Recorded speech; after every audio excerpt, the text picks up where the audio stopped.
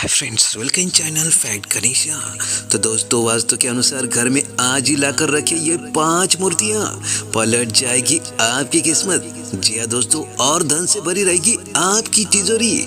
वास्तु शास्त्र में घर में सुख समृद्धि बनाए रखने और वास्तु दोष को दूर करने के लिए कई उपाय बताए गए हैं। अगर वास्तु के अनुसार घर में कुछ चीजों को लाकर सही दिशा में रख दिया जाए तो दोस्तों इससे जातक का भाग्य बदल सकता है और घर में कभी भी धन धान्य की कमी नहीं होती है। आइए दोस्तों, विस्तार से जाने कि घर में क्या लाकर रखने से सुख सौभाग्य की प्राप्ति हो सकती है। तो दोस्तों, ये जानने से पहले मेरे चैनल को सब्सक्राइब अवश्य करें, बेल आइकन प्रेस करके ऑल बटन पर क्लिक जरूर करें। तो चलो शुरुआत करते हैं वीडियो से। तो दोस्तों, वास्तु शास्त्र में घर में मौजूद हर एक कोने को और वास्तु का खास महत्व होता है। साथ ही इससे जुड़े महत्वपूर्ण नियम और उपाय भी बताए गए जिनका ध्यान रखने से वास्तु दोष तुरंत दूर हो सकता है। दोस्त चलिए जानते हैं दोस्तों, वास्तु के अनुसार हमें घर में क्या रखना चाहिए। नंबर 1, कछुए की मूर्ति। दोस्तों, घर की इस दिशा में अवश्य रखें। वास्तु शास्त्र के अनुसार घर में कछुए की मूर्ति रखना बहुत शुभ माना जाता है। इससे घर की सही दिशा में रखने से धन में वृद्धि हो सकती है और आर्थिक स्थिति भी मजबूत होती है। धार्मिक मान्यता के अनुसार कछुए को भगवान विष्णु का एक रूप माना जाता है। ऐसे में अगर आप घर में कछुए की मूर्ति लाकर रखते हैं तो उस स्थान पर माता लक्ष्मी का भी वास बना रहता है। वास्तु के अनुसार कछुए की मूर्ति को ड्राइंग रूम में पूर्व या उत्तर दिशा की ओर रखा जा सकता है। साथ ही कछुए को इस प्रकार रखें कि वो अंदर की ओर जाते हुए नजर आए। तो दोस्तों, ये अवश्य करें, इससे आपको फायदा ही होगा। तो दोस्तों, नंबर 2, हाथी की मूर्ति। दोस्तों, माना जाता है कि हाथी ऐश्वर्य का प्रतीक है। ऐसे में इसकी मूर्ति को घर में लाकर रखना बहुत ही शुभ माना जाता है। वास्तु के साथ साथ ज्योतिष शास्त्र में भी घर में हाथी की मूर्ति रखना बहुत ही लाभदायक माना जाता है।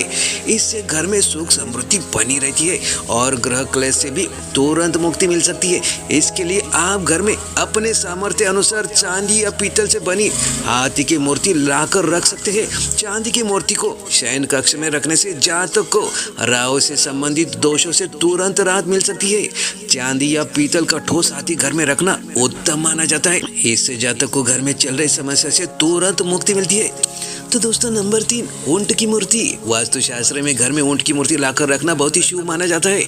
वही फेंग शू में भी इसका खास महत्व है। मान्यता है कि घर में ऊंट की मूर्ति रखने से सुख सौभाग्य और तरक्की प्राप्त होती है। वास्तु शास्त्र के अनुसार मूर्ति को घर में ड्राइंग रूम में रखना चाहिए।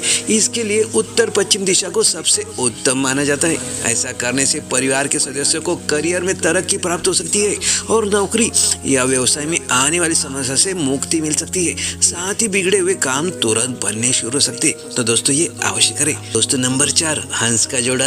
दोस्तों, वैवाहिक जीवन को खुशहाली बनाए रखने के लिए, तनाव को दूर करने के लिए आप अपने घर में हंस का जोड़ा लाकर रख सकते हैं। वास्तु शास्त्र में हंस के जोड़े की मूर्ति को घर में रखना बहुत ही शुभ माना जाता है।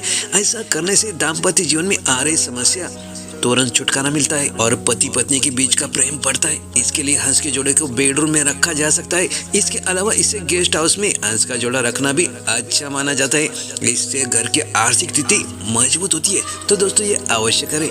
तो दोस्तों, नंबर 5, गाय की मूर्ति। वास्तु शास्त्र के अनुसार घर में गाय की मूर्ति रखना बहुत ही शुभ माना जाता है। इससे घर का माहौल सकारात्मक बना रहता है। साथ ही जातक की किस्मत पलट सकती है। मान्यता है कि संतान प्राप्ति के लिए घर में पीतल से निर्मित गाय की मूर्ति रखनी चाहिए। साथ ही इससे संतान के सुखों में वृद्धि होती है और परिवार के सदस्यों के बीच आपसी प्रेम बना रहता है। पढ़ाई करने वाले बच्चों के लिए गाय की मूर्ति घर में रखना बहुत ही शुभ माना जाता है। इससे एकाग्रता में वृद्धि होती है और जीवन में सकारात्मकता बनी रहती है। तो दोस्तों, ये अवश्य करें। तो दोस्तों, इस तरह से 5 चीजें घर में रखने से आपके जीवन में दोस्तों सुख समृद्धि और शांति बनी रहेंगी। तो दोस्तों, ये अवश्य करें। दोस्तों, आपकी वीडियो कैसा लगा? अच्छा लगा तो लाइक शेयर और कमेंट जरूर कीजिएगा और कमेंट्स में जय श्री महालक्ष्मी नमः अवश्य लिखिएगा। धन्यवाद।